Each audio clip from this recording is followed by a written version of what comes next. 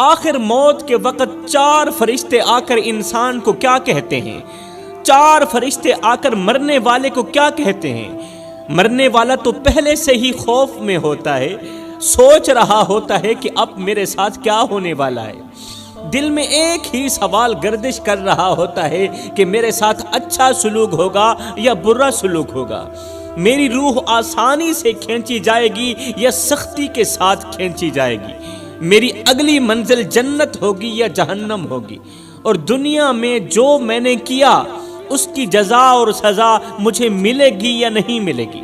اور مرنے والا یہ بھی سوچ رہا ہوتا ہے کہ جو مال میں پیچھے چھوڑ کر جا رہا ہوں اس کا حساب مجھ سے لیا جائے گا یا پھر وہ مال استعمال کرنے والوں سے لیا جائے گا۔ یہ سارے خیال ایک ساتھ دل پر بوجھ بنے ہوتے ہیں، یہ سارے خیال ذہن میں بوجھ بنے ہوتے ہیں۔ مرنے والا ابھی انہی سوچوں میں ڈوبا ہوا ہی ہوتا ہے، انہی سوچوں میں ڈوبا ہوا ہی ہوتا ہے کہ پہلا فرشتہ آسمان سے زمین پر اترتا ہے، پہلا فرشتہ آسمان سے زمین پر اترتا ہے، مرنے والے کے سرہانے آ کر کھڑا ہو جاتا ہے اور پھر بلند آواز سے کہتا ہے، اے مرنے والے، میں وہ فرشتہ ہوں جو تیرے رزق پر مقرر کیا گیا تھا، میں روزانہ تیرے لیے رزق کا بندوبست کرتا تھا، تیرے لیے روٹی کا انتظام کرتا تھا، تیرے لیے روزی کا انتظام کرتا تھا، تیرے لیے روزی تلاش کرتا تھا۔ وہ کوئی اور نہیں تھا، وہ میں ہی تھا جس کی وجہ سے تو زندگی میں ایک رات بھی بھوکا نہیں سویا تھا، وہ کوئی اور نہیں تھا، وہ میری ہی وجہ تھی، وہ سب کچھ میں ہی کرتا رہا اللہ کے حکم پر۔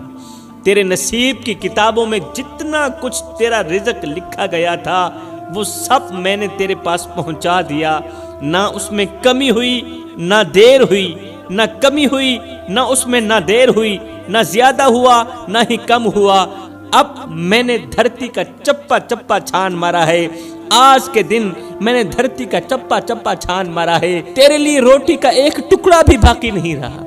ایک لقمہ بھی باقی نہیں رہا۔ تو یوں سمجھ لے کہ گندم کا ایک دانہ بھی تیرے لیے باقی نہیں رہا، تیرے نصیب کا رزق سب ختم ہو چکا ہے۔ مرنے والا فرشتے کی یہ بات سن کر سوچتا ہے کہ میں نے دنیا میں اتنا مال کمایا، اتنا پیسہ کمایا،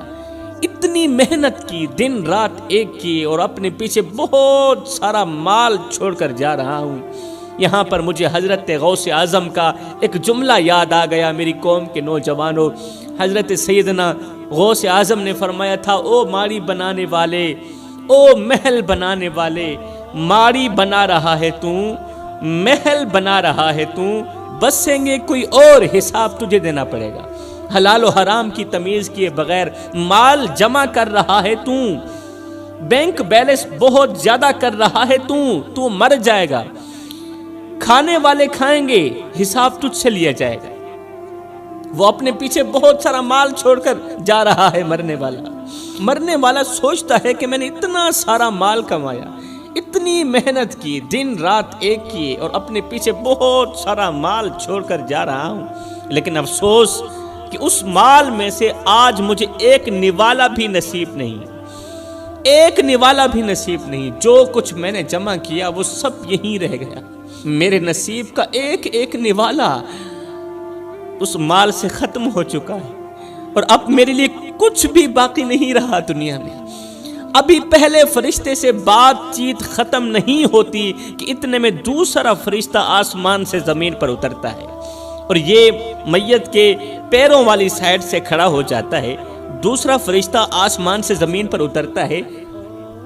مرنے والے کے پیروں والی سائیڈ سے کھڑا ہو جاتا ہے، پھر بلند آواز سے کہتا ہے، او مرنے والے، میں وہ فرشتہ ہوں جسے تیرے پانی پر مقرر کیا گیا تھا۔ میری ڈیوٹی تھی کہ دنیا میں جہاں کہیں تیری قسمت کا پانی ہو، میں وہ پانی ڈھونڈ کر تلاش کر کے تیرے تک پہنچاؤں، چاہے وہ سفر میں ہو یا گھر میں ہو، قریب ہو یا دور ہو۔ لیکن افسوس، آج میں نے دنیا کا چپا چپا چھان مارا ہے، آج میں نے دھرتی کا چپا چپا چھان مارا ہے، ہر گلی ہر کونے میں نے دیکھا، مگر مجھے تیری قسمت کا ایک قطرہ پانی بھی نظر نہیں آیا، تیرے لیے ایک قطرہ پانی کا بھی باقی نہیں بچا۔ میں نے اپنی ڈیوٹی نبھانے میں ذرا بھی غفلت نہیں کی، دھرتی کا چپا چپا چھان مارا صرف تیرے لیے کہ تجھے ایک گھونٹ میسر ہو جائے، ایک گھونٹ پانی کا مل جائے۔ جو حکم ملا تھا میں نے وہ پورا کیا۔ اللہ نے میری ڈیوٹی لگا دی تھی نا، اللہ نے میری ڈیوٹی لگا رکھی تھی کہ میں نے تجھے پانی تلاش کر کے تیرے حلق کے نیچے لے کر جانا ہے۔ اب پوری دنیا میں، روئے زمین میں نے چپا چپا چھان مارا ہے، تیرے لیے پانی کا ایک قطرہ بھی باقی نہیں رہا۔ لہٰذا میں تمہیں بتلانے کے لیے آیا ہوں، آخری مرتبہ تیرے پاس آیا ہوں، تمہیں بتلانے کے لیے آیا ہوں کہ دنیا میں تیرے نصیب کا ایک گھونٹ پانی کا بھی نہیں بچا ہے، ایک گھونٹ پانی کا بھی نہیں بچا۔ لہٰذا اب تو اگلی دنیا کی طرف جانے والا ہے۔ مرنے والا چیخنے کی کوشش کرتا ہے یہ خبر سن کر کہ میرے لیے پانی کا ایک گھونٹ بھی باقی نہیں بچا دنیا میں۔ مرنے والا رونے کی، چیخنے کی کوشش کرتا ہے مگر چیخ نہیں سکتا، بس اس کی آنکھوں سے آنسو نکلتے رہتے ہیں۔ میرے محترم بھائیو، آپ نے غور کیا ہوگا کہ مرنے والے کی آنکھوں سے آنسو نکل رہے ہوتے ہیں۔ آپ کے ارد گرد حق ہمسائے، آپ کے گھر والوں میں سے جب کسی کا انتقال ہوا ہوگا، آپ نے غور کیا ہوگا کہ انتقال کے وقت، روح کے نکلتے وقت مرنے والے کی آنکھوں سے آنسو نکلتے ہیں، آنسو نکل رہے ہوتے ہیں۔ دراصل وہ اسی وجہ سے نکل رہے ہوتے ہیں کہ اب اس کا دنیا میں رزق اور پانی کا ایک گھونٹ بھی باقی نہیں رہا، نہ تو روٹی باقی رہی ہے، نہ تو ایک گھونٹ پانی کا باقی رہا ہے، ایک گھونٹ تو کیا ایک قطرہ بھی باقی نہیں بچا، کیونکہ اب اسے یقین ہو گیا ہوتا ہے کہ میں اپنی بیوی، بچے، اپنا مال سب کچھ چھوڑ کر اگلے جہان کو جا رہا ہوں۔ اگر وہ مرنے والا نیک ہوتا ہے تو خوشی کا اظہار کرتا ہے موت کے وقت، اگر وہ نیک ہوتا ہے، اگر وہ متقی پرہیزگار ہوتا ہے، پانچوں وقت کا نمازی ہوتا ہے، اگر وہ حق بولتا ہے، سچ کا ساتھ دیتا ہے، حق کا ساتھ دیتا ہے، اگر وہ دیندار ہوتا ہے، اگر وہ نیک ہوتا ہے نا مرنے والا، تو موت کے وقت وہ روتا نہیں ہے بلکہ وہ خوشی کا اظہار کرتا ہے، کہتا ہے شکر الحمدللہ، مجھے دنیا کے گھونٹ یا روٹی نوالے کی ضرورت نہیں ہے، مجھے دنیا کا مال نہیں چاہیے، میں نے تو اپنے رب کا دیدار کرنا ہے۔ سبحان اللہ۔ مگر جو گنہگار ہوتا ہے، جو بدکار ہوتا ہے، وہ افسوس کرتا کرتا خود کو ہی اذیت دینے لگتا ہے۔ وہ جب افسوس کرتا ہے تو اس کو تکلیف ملتی ہے، موت کے وقت بھی تکلیف ملتی ہے۔ ابھی دوسرے فرشتے سے بات ختم نہیں ہوتی کہ اتنے میں تیسرا فرشتہ آسمان سے زمین پر اترتا ہے۔ یہ فرشتہ مرنے والے کی دوسری جگہ کھڑا ہو جاتا ہے، دوسری جانب کھڑا ہو جاتا ہے اور بلند آواز سے افسوس کرتا ہوا کہتا ہے، اے مرنے والے، میں وہ فرشتہ ہوں جسے اللہ نے تیری طاقت پر مقرر کیا تھا، میں ہی تھا جو تجھے چلاتا تھا، اللہ نے میری ڈیوٹی لگا رکھی تھی، میں ہی تھا تجھے چلاتا تھا، تجھے پھراتا تھا، تجھے اٹھاتا تھا، تجھے بٹھاتا تھا اور تیرے اندر قوت اور طاقت بھرتا تھا تاکہ تو اٹھ سکے، تاکہ تو بیٹھ سکے، چل سکے، پھر سکے۔ میں نے اللہ کے حکم سے تیرے اندر وہ طاقت بھری تھی جس کی وجہ سے تو مشکل کام آسانی سے کر لیتا تھا، مشکل ترین کام آسانی سے کر لیتا تھا، جس طاقت کے سہارے تو ہاتھیوں کو اٹھا لینے کی باتیں کرتا تھا، شیروں کو نچا لینے کے دعوے کرتا تھا، ہاتھیوں کو اٹھاتا بھی تھا، تو شیروں کو اپنی ایک انگل کے اشارے سے نچاتا بھی تھا، پہلوانوں کو گرا دیتا تھا، بڑے بڑے بہادروں کو ہرا دیتا تھا۔ تیری طاقت کے چرچے تھے، تیری قوت کے تذکرے تھے، اور تو اپنے مضبوط بازوؤں پر مان کرتا تھا، تکبر کرتا تھا۔ مگر افسوس، آج میں نے زمین کے ہر ایک کونے پر نظر دوڑائی ہے، پوری زمین چھان ماری ہے، دھرتی کا چپا چپا چھان مارا ہے، لیکن مجھے کہیں بھی تیرے حصے کی طاقت نہیں ملی۔ آج میں تجھے وہ قوت اور وہ طاقت مہیا کرنے سے قاصر ہوں جو کبھی تیرا مان ہوا کرتی تھی طاقت، کیونکہ اللہ نے تیرے حصے کی طاقت اس دنیا سے ختم کر دی ہے۔ انسان کتنا کمزور ہے میرے بھائیوں، انسان کمزور پیدا ہوتا ہے مگر طاقتور ہوتے ہی خود کو خدا سمجھنے لگ جاتا ہے۔ ہاں کمزور پیدا ہوتا ہے مگر 4 دن کی مہلت پا کر حضرت انسان اپنی اوقات بھول جاتا ہے۔ جب انسان اپنی اوقات بھول جاتا ہے تو پھر اسے اتنا پتہ بھی نہیں رہتا کہ مٹی کا کھلونا جیتے جی تو بہت شور مچاتا ہے، لیکن جب مرتا ہے تو پھر مر ہی جاتا ہے۔ اے حضرت انسان، تیرے غرور کی اوقات تو بس اتنی سی ہے، تیرے تکبر کی اوقات تو بس اتنی سی ہے کہ جب تو دنیا میں آیا تھا تو لوگوں نے ہی تیرے ننگے وجود کو ڈھانپا تھا، اور جب تو دنیا سے گیا تھا، مرا تھا، تو لوگوں نے ہی تیرے ننگے وجود کو ڈھانپ کر تجھے رخصت کیا تھا۔ تو غرور کس بات کا کرتا ہے؟ ایک قبرستان کے اوپر لکھا تھا، قبر کے ایک پتھر پر لکھا تھا کہ منزل تو تیری یہی تھی، بس زندگی گزر گئی آتے آتے، اور نادان کیا ملا تجھے اس دنیا سے، اپنوں نے ہی دفنایا تجھے جاتے جاتے۔ اے بندے، نہ کفن میں جیب ہے، نہ قبر میں الماری ہے، اور کمال کی بات تو یہ ہے کہ موت کا فرشتہ رشوت بھی نہیں لیتا، موت کا فرشتہ رشوت بھی نہیں لیتا۔ اللہ اکبر۔ اب اس کے دل پر بوجھ بڑھ جاتا ہے، مرنے والے کے دل پر بوجھ بڑھ جاتا ہے، اور وہ سوچنے لگتا ہے کہ کاش میں نے آج کے اس دن اور اس لمحے کو یاد رکھا ہوتا، کاش میں نے اپنی ساری زندگی غفلت میں نہ گزاری ہوتی، کاش میں نے اپنی طاقت پر مان نہ کیا ہوتا، کاش میرا ذہن اس بات کو مان لیتا کہ ایک دن ایسا آئے گا جب میں بالکل بے جان ہو جاؤں گا۔ مجھے تو اس چیز کا علم بھی نہیں تھا، میں نے زندگی میں کبھی سوچا بھی نہیں تھا کہ میرے ساتھ بھی یہ ہوگا۔ حضرت سیدنا یعقوب علیہ السلام نے فرمایا تھا، اے ملک الموت، اے فرشتے، جب تم میری روح نکالنے کے لیے آنا تو پہلے مجھے بتانا،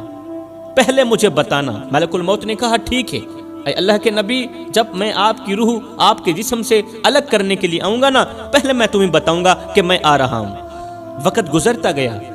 حضرت یعقوب علیہ السلام کی زندگی کے دن مکمل ہو گئے، جتنا کھانا تھا کھا لیا، جتنا پینا تھا پی لیا، آپ کے نصیب کا رزق ختم ہو گیا۔ اللہ اکبر۔ ایک دن اسرائیل علیہ السلام آ گیا روح نکالنے کے لیے۔ اللہ کے نبی نے فرمایا، اے اسرائیل، میں نے تجھے کہا نہیں تھا جب میرے پاس آنا تو پہلے مجھے بتانا، جب میری روح نکالنے کے لیے آنا تو پہلے مجھے خبر دینا،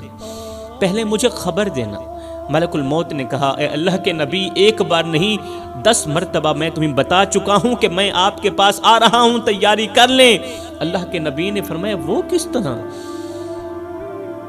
ملک الموت نے کہا، آپ کی داڑھی کے سفید بال، یہ میرا قاصد ہی تو تھا۔ داڑھی پہلے سیاہ تھی پھر سفید ہو گئی، وہ جو سفیدی تھی وہ سفیدی نہیں، وہ میرا قاصد ہی تھا کہ اب میں آپ کے پاس آنے والا۔ آپ کے ہی محلے میں فلاں جگہ پر فوت کی ہوئی تھی، کوئی مرا تھا، آپ نے جنازہ پڑھایا تھا۔ میں صرف ان کو مارنے کے لیے نہیں آیا تھا، آپ کو بتانے کے لیے بھی آیا تھا کہ حضرت آج ان کی باری ہے، کل آپ بھی تیار ہو جائیں۔ تو مرنے والا سوچتا ہے کہ مجھے تو پتہ بھی نہیں تھا، خبر بھی نہیں تھی کہ میری زندگی میں یہ دن لکھا ہوگا، میرے ساتھ بھی یہ کچھ ہوگا۔ میرے بھائیوں، مرنے والے صرف مرتے نہیں بلکہ وہ ہم پر احسان کر کے بھی جاتے ہیں۔ اب فرشتہ کہتا ہے، او مرنے والے، اللہ تعالیٰ نے مجھے تیری سانس پر مقرر کیا تھا، میری ڈیوٹی تھی کہ میں تیری سانسوں کو سلامت رکھوں، میں تیری چلتی سانسوں کو اور چلانے میں مدد دوں، میں تیری مدد کروں، تجھے سانس مہیا کروں، ایک سانس کے بعد دوسری نئی سانس مہیا کروں، وہ قیمتی سانس جو لاکھوں میں بھی نہیں خرید سکتے، وہ قیمتی سانس جو کروڑوں میں بھی نہیں خریدا جا سکتا، میں تجھے زندگی بھر مفت میں وہ سانس مہیا کرتا رہا، جو کروڑوں میں بھی نہیں خریدی جاتی، جو کروڑوں سے بھی بڑھ کر قیمتی ہے، میں وہ سانس اللہ کے حکم سے تجھے مفت میں مہیا کرتا رہا۔ ہر صبح جو تو جاگتا تھا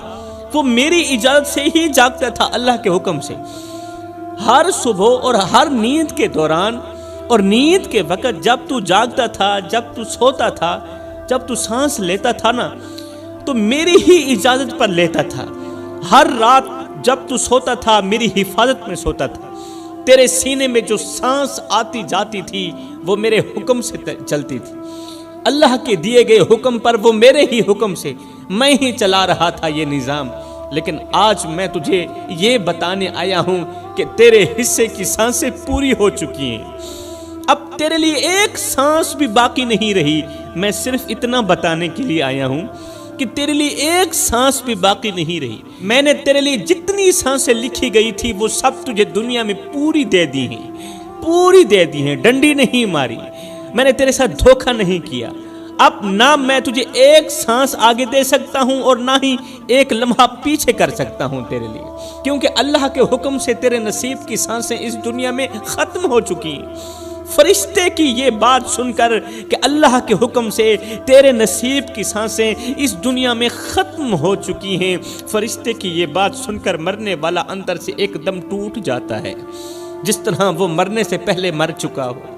اسے یقین ہو جاتا ہے کہ اب واپسی کا کوئی راستہ نہیں ہے، اب نہ سانس باقی ہے، نہ طاقت، نہ پانی، نہ رزق، اور وہ سمجھ جاتا ہے کہ اب اصل سفر شروع ہونے والا ہے، اب اگلے جہان والا سفر شروع ہونے والا ہے، وہ سفر جس میں دنیا کی کوئی چیز ساتھ نہیں جائے گی،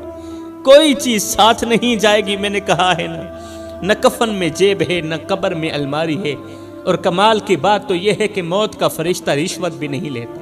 اس کے بعد پھر کیا ہوتا ہے؟ حضرت سیدنا عزرائیل علیہ السلام، جسے ملک الموت کہا جاتا ہے، مرنے والے کی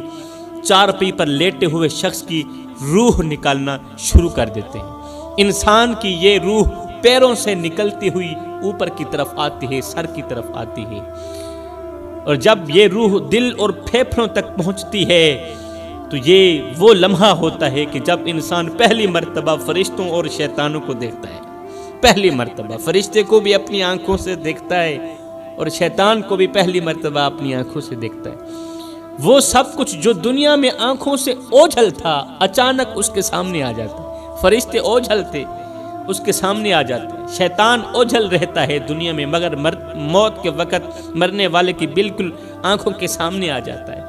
اور جب یہ روح مکمل طور پر نکل جاتی ہے تو انسان کی آنکھیں مکمل طور پر کھل جاتی ہیں،